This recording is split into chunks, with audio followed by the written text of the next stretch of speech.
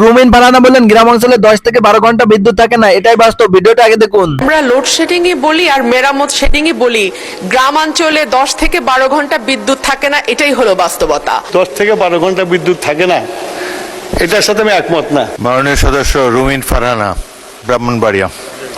মাননীয় স্পিকার, আপনাকে অসংখ্য ধন্যবাদ।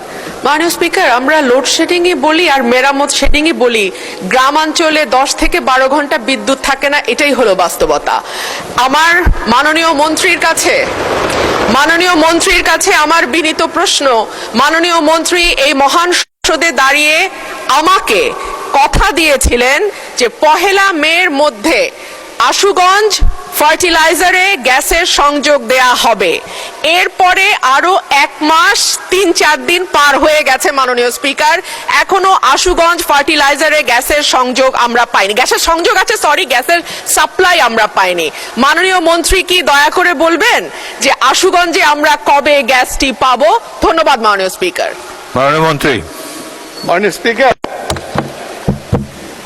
মাননীয় সংসদ সদস্য রুমিন ফারহানা প্রথমে যে কথাটা বললো যে 10 থেকে 12 ঘন্টা বিদ্যুৎ থাকে না, এটার সাথে আমি একমত না।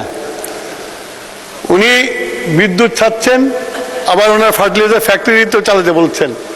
গ্যাসের তো আমার সংকট আছে, সেই জন্য আমাদের বিদ্যুৎ প্ল্যান্টগুলো চালিয়ে রাখতে হচ্ছে এবং সেই জন্য তার ওখানে সংযোগ দিতে পারছি না আমরা।